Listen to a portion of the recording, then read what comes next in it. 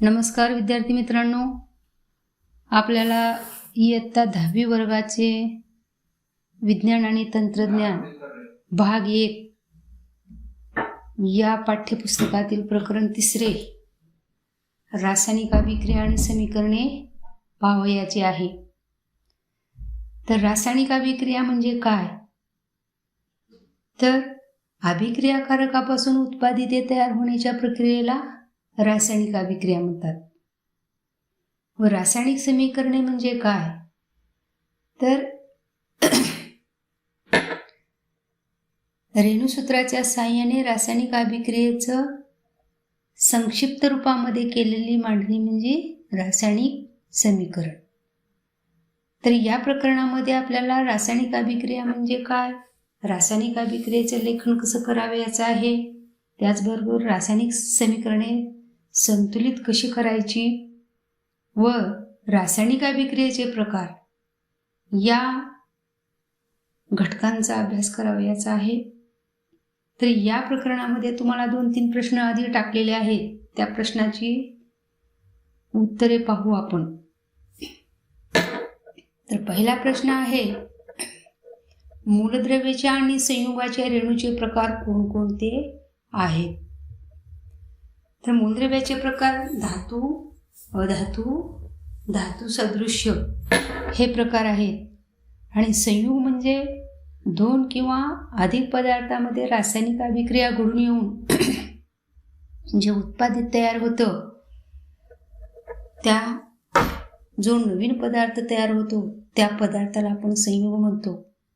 संयुगामध्ये घटक मूलद्रव्याचे गुणधर्म वेगळे असतात आणि त्याचे प्रमाण ही घटक मूलद्रव्याचं निश्चित असतं। त्याचबरोबर दुसरा जो प्रश्न आहे, मूलद्रव्याची संयुजा म्हणजे काय? अष्टक पूर्ण करण्यासाठी दिली किंवा घेतली जाणारी इलेक्ट्रॉनची संख्या म्हणजे ती त्या मूलद्रव्याची संयुजा। उदाहरण पाहायचं असेल तर पाण्याचं रेणुसूत्र H2 आहे, त्यामध्ये हायड्रोजनची संयुजा 1 आहे व ऑक्सिजनची संयुजा 2 आहे।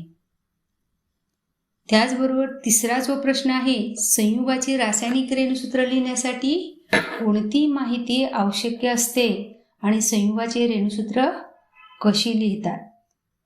तर संयुग जर आपल्याला रासायनिक संयुगाचे रेणुसूत्र लिहिण्यासाठी आपल्याला त्या मूलद्रव्याची संज्ञा त्याचबरोबर त्याची संयुजा ही माहिती असणं आवश्यक असते। त्याचबरोबर संयुगाची रेणुसूत्र लिहिण्यासाठी आपल्याला त्या संयुजेची गुणाकार तिरकस गुणाकार करून आपण रेणुसूत्रे लिहितो। तर रासायनिक अभिक्रियेच्या संयोगाने संयुगे कशी तयार होतात ते आपण मागच्या प्रकरणामध्ये पाहिलेले आहोत। आणि यामध्ये रासायनिक अभिक्रिया या संदर्भामध्ये आपल्याला थोडक्यात माहिती घ्यायची आहे। तर रासायनिक अभिक्रिया होताना द्रव्याचे संघटन बदलते, हा बदल कायमस्वरूपी असतो। आणि या उलट भौतिक बदलाच्या वेळी केवळ द्रव्याची अवस्था किंवा रूप याच्यात बदल होतो आणि हा बदल बऱ्याच वेळा तात्पुरत्या स्वरूपाचा असतो। आपल्याला या खालील तक्त्यामध्ये काही उदाहरणे दिलेली आहेत, ती उदाहरणे भौतिक बदलाची आहेत का रासायनिक बदलाची आहेत ते पाहायची आहेत। तर आपल्याला माहिती आहे की बर्फाचे पाण्यात रूपांतर होणे म्हणजे बर्फाला जर तुम्ही उष्णता दिलात तर बर्फाचं पाण्यात रूपांतर होतं, परत त्याला आपण थंड केलं की त्याचं परत बर्फात रूपांतर होतं, म्हणजे पूर्वीचा बर्फ आपल्याला परत मिळाला, म्हणजे असा तात्पुरता बदल आहे आणि पूर्वीचाच पदार्थ मिळतो, हा भौतिक बदलाचं उदाहरण आहे। अन्न शिजवणे, फळ परिपक्व होणे, दुधाचे दह्यात रूपांतर होणे, या उदाहरणावरून आपल्याला जर याच्यामध्ये बदल झाला, फळ परिपक्व एक वेळेस झाल्यात परत आपल्याला कच्चे फळ भेटत नाही, त्याचबरोबर दुधापासून दही बनवतो, परत आपल्याला त्या दह्यापासून दूध मिळत नाही, हा कायमस्वरूपी बदल आहे। आणि याच्यापासून हा जो बदल आहे तो सुद्धा रासायनिक बदलाचाच आहे। पाण्याचे बाष्पीभवन होणे, जठरामध्ये अन्न पचणे, त्याचबरोबर डांबरगोळी हवेत उघडी ठेवल्यास त्याचा आकार कमी होणे, शहाबदी फरशीवर लिंबाचा रस टाकल्यास डाग पडणे, हे कायमस्वरूपी बदलाची उदाहरण आहेत. हा रासायनिकच बदल आहे. त्याचबरोबर आपल्याला इथं एक पाण्याचे बाष्पीभवन होणे. समजा पाण्याचे बाष्पीभवन झालं म्हणजे पाण्याचं वाफेत रूपांतर होणे, परत ती वाफ आपण थंड केल्यानंतर पाणी होतं, म्हणजे पूर्वीचं पाणी मिळालं. हे एक उदाहरण आपल्याला फक्त हे भौतिक बदलाचं इथे दिसेल. तर अशा प्रकारे काही उदाहरणं तुम्हाला भौतिक बदल की रासायनिक बदलामध्ये विचारले जातील. आहे किंवा नाही हे सांगावयाचं आहे. आता आपल्याला एक इथं खाली कृती दिलेली आहे, त्याच्यामध्ये 5 उदाहरणं दिलेली आहेत आणि ते 5 उदाहरणं आपल्याला भौतिक बदलाची आहेत की रासायनिक बदलाची आहेत ते पाहायची आहेत.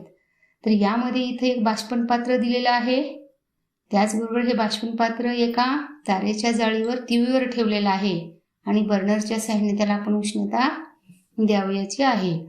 तर या बाष्पन पात्रामध्ये पहिल्यांदा आपण चुनखडी घेऊ आणि त्या चुनखडीला उष्णता दिल्यानंतर त्या चुनखडी म्हणजे कॅल्शियम कार्बोनेट. पहिलं उदाहरण CaCO3 त्याचं रेणूसूत्र. कॅल्शियम कार्बोनेटच्या चूर्णाला जर आपण उष्णता दिली तर त्या कॅल्शियम कार्बोनेटचं अपघटन होतं आणि आपल्याला calcium oxide CaO plus CO2 वायू बाहेर पडलेला दिसून येईल, रंगहीन वायू बाहेर पडलेला दिसून येईल. हा जो बदल आहे तो कायमस्वरूपी रासायनिक बदलाचाच आहे. आणि दुसरं उदाहरण पाहायचं असेल तर कॉपर सल्फेटच्या द्रावणामध्ये जस्ताची पूड टाकली. कॉपर सल्फेटचं रेणूसूत्र CuSO4 प्लस त्याच्यामध्ये झिंक टाकलं. झिंक डस्ट टाकल्यानंतर आपल्याला झिंक सल्फेटचं रंगहीन द्रावण तयार झालेलं दिसून येईल आणि कॉपर बाजूला निघेल. यामध्ये झिंक हा कॉपरपेक्षा जास्त क्रियाशील आहे. झिंक काय करतो, कॉपरची जागा घेतो आणि झिंक सल्फेटचं रंगहीन द्रावण तयार होईल आणि कॉपर बाजूला होईल. ही विस्थापन अभिक्रिया आहे. त्याचबरोबर ही विस्थापन अभिक्रिया त्याचबरोबर ही रासायनिक बदलाचंच उदाहरण आहे. आणि तिसरं उदाहरण दिलेलं आहे आपल्याला बेरियम सल्फेटच्या द्रावणामध्ये पोटॅशियम क्रोमेटचं द्रावण टाकलं. म्हणजे बेरियम सल्फेट BaSO4 याच्यामध्ये पोटॅशियम क्रोमेटचं द्रावण टाकलं K2Cr2O4 टाकल्यानंतर आपल्याला बेरियम क्रोमेटचा म्हणजे BaCrO4चा अवक्षेप तयार झालेला दिसून येईल. त्याचबरोबर पोटॅशियम सल्फेटचं तो अवक्षेप पिवळ्या रंगाचा असेल आणि पोटॅशियम सल्फेटचं द्रावण तयार होईल. म्हणजे पिवळ्या रंगाचा काय तयार झालेला आपल्याला इथं बेरियम क्रोमेटचं अवक्षेप तयार झाला BaCrO4 बेरियम क्रोमेट आणि पोटॅशियम सल्फेटचं द्रावण. हे सुद्धा रासायनिक बदलाचंच उदाहरण आहे. आणि तिसरं उदाहरण दिलेलं आहे आपल्याला कॅल्शियम क्लोराईडच्या द्रावणामध्ये सोडियम कार्बोनेटचं द्रावण टाकायचं आहे. म्हणजे आपल्याला तयार काय होईल इथं calcium chloride CaCl2 रेणूसूत्र plus Na2CO3. तर कॅल्शियम कार्बोनेटचं पांढरा अवक्षेप तयार होईल इथं. कॅल्शियम कार्बोनेट CaCO3 आणि सोडियम क्लोराईड तयार होईल. अशा प्रकारे ही सुद्धा कोणत्या बदलाचं उदाहरण आहे तर रासायनिक बदलाचंच उदाहरण आहे. त्याचबरोबर आपल्याला 5वं उदाहरण दिलेलं आहे पहा. थॅलिक अनहायड्राइड घ्यायचा या बाष्पन पात्रामध्ये आणि बाष्पन पात्रामध्ये जिथं या चुनखडीच्या ठिकाणी आपल्याला थॅलिक अनहायड्राइड घ्यायचं आहे आणि त्याच्यावरती आपल्याला एक नरसाळं उपडं ठेवायचं आहे आणि त्या नरसाळ्याच्या वरच्या तोंडावरती आपण कापूस बसवायचा आणि या थॅलिक अनहायड्राइडला उष्णता दिल्यानंतर त्या थॅलिक अनहायड्राइडचं बाष्पीभवन होऊन आपल्याला नंतर त्या नरसाळ्याला खाली घेऊन पाहिल्यानंतर आपल्याला आतील बाजूवरती सुईच्या आकाराचे कण दिसतील. ते कशाचे आहेत थॅलिक अनहायड्राइडचे. म्हणजेच आपल्याला पूर्वीचा थॅलिक अनहायड्राइड पदार्थ मिळाला. हा जो बदल आहे हा भौतिक बदल आहे. अशा प्रकारे आपल्याला हे 5 उदाहरण रासायनिक बदल की भौतिक बदल आहेत हे आपल्याला तक्तासुद्धा भरावयाचा आहे याच आता सांगितलेल्या पद्धतीने. त्याचबरोबर आपल्याला बघा, तापमान, दाब यासारख्या परिमापी बदलामुळे भौतिक बदल घडतो. बऱ्याच वेळा भौतिक बदल हा प्रत्यावर्ती असतो, इररिव्हर्सिबल बदल असतो, म्हणजे परत परत पूर्वीचाच पदार्थ मिळतो आपल्याला. भौतिक बदलामध्ये द्रव्याचे संघटन तसेच राहते. उदाहरण जर सांगायचं असेल तर बर्फाला आपण तापवल्यावर पाण्यात रूपांतर होते, पाण्याला थंड केल्यावर बर्फात रूपांतर होते. या प्रक्रियेत काय झालं, द्रव्याचे संघटन बदलले तरी रासायनिक त्याचे द्रव्याचे संघटन बदललेलेच नाही, आपल्याला पूर्वीचा पदार्थ मिळालेला. या उलट जर रासायनिक बदलामध्ये पाहिलात आपण तर द्रव्याचे जे संघटन आहे ते बदलते. अशा बदलाला आपण रासायनिक बदल म्हणतो. तर याच्यामध्ये रासायनिक पदार्थ बदलामध्ये काय होतं, रासायनिक अभिक्रिया घडून येत असताना अभिक्रियाकारकापासून उत्पादिते तयार होतो. अभिक्रियाकारक कशाला म्हणतो आपण, जो कच्चा माल, त्याच्यात रासायनिक अभिक्रिया घडून येते, त्याच्यातला जुना बंध तुटतो आणि नवीन पदार्थ तयार होतो. त्या अभिक्रियेत भाग घेणाऱ्या पदार्थाला म्हणायचं अभिक्रियाकारक.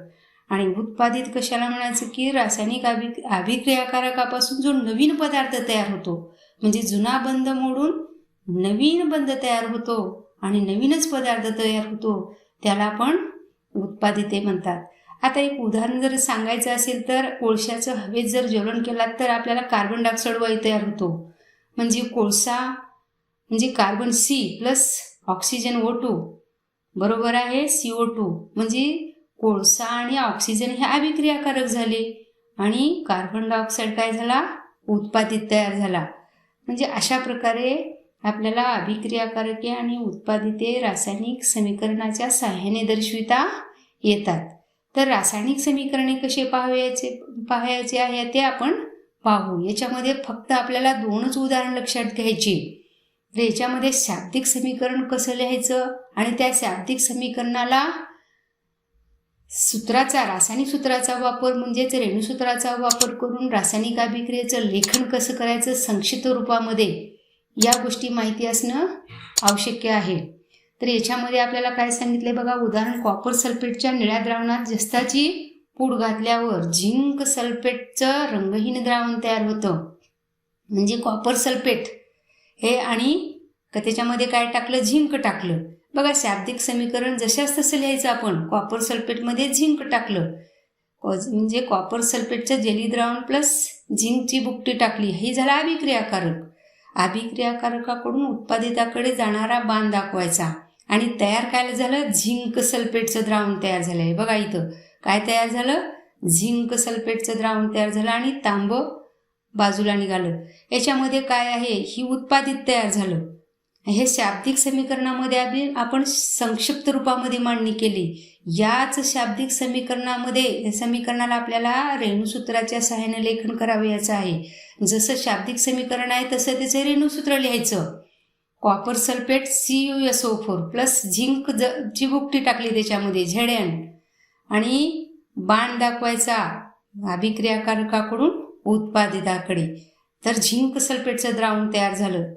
कसलं, हे झिंक सल्फेटचं रंगहीन द्रावण तयार झालं आणि कॉपर बाजूला निघाला. अशा प्रकारे या रेणुसूत्राच्या सहाय्यानं रासायनिक अभिक्रियेचं संक्षिप्त रूपामध्ये मांडणी केलेली आहे.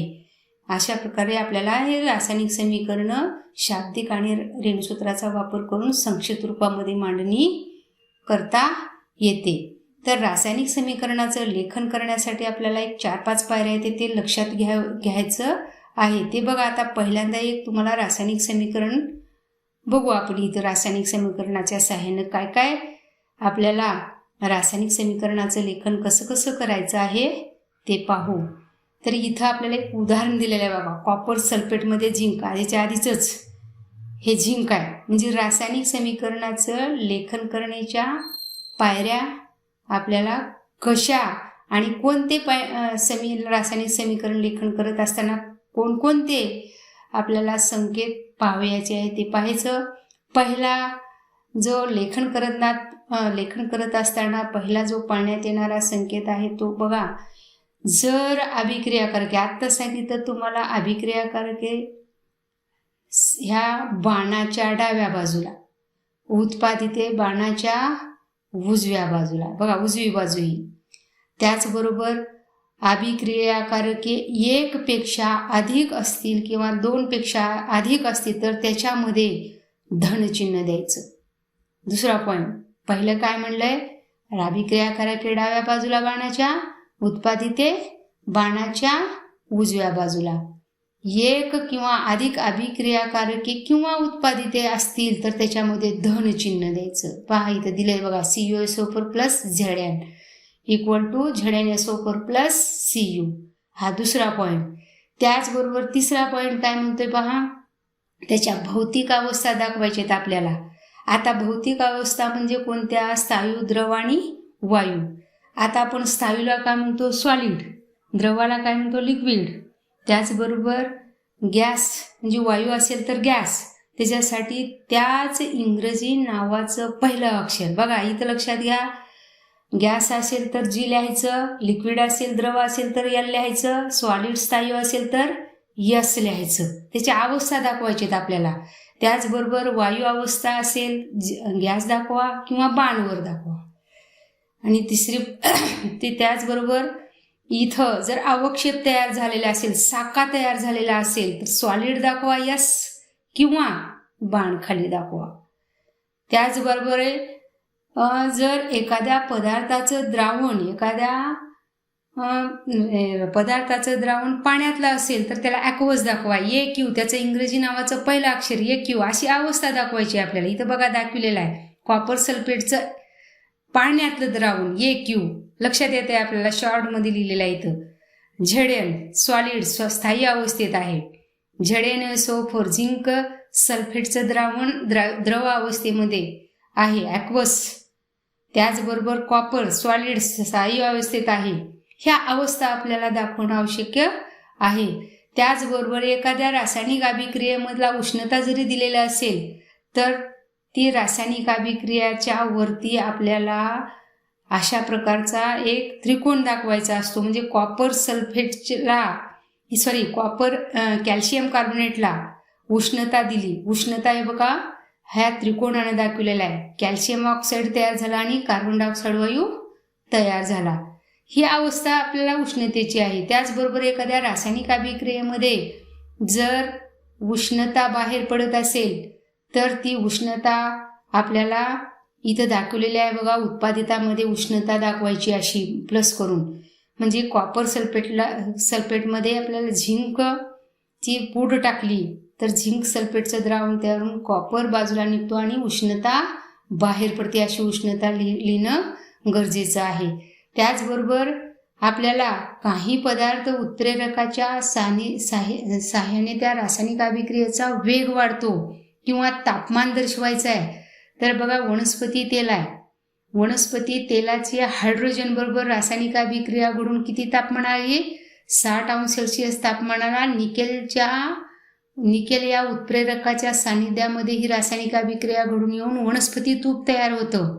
तर इथं आपल्याला तापमान बाणाच्या खाली दाखवायचं आणि जे आपण उत्प्रेरक म्हणून कोणता का पदार्थ टाकणार त्यालाही या बाणाच्या खाली दाखवायचं. अशा प्रकारे हे उत्प्रेरक सुद्धा आपल्याला दाखवण्याची संक्षिप्त रूपामध्ये रासायनिक स्वरूपामध्ये रासायनिक समीकरणामध्ये मांडता येते. त्याचबरोबर आता इथे एक आपल्याला काही द्रावणाची सहती दाखवायची असते. एखादं द्रावण सहत असते किंवा एखादं विरल असते. तर इथे एक उदाहरण देखील आहे. त्याच्या या जे आता इथं काय आहे, हा HNO3 नायट्रिक आम्ल आहे. तर ह्याच्यामध्ये हा सहत आहे, एकदम तीव्र आहे.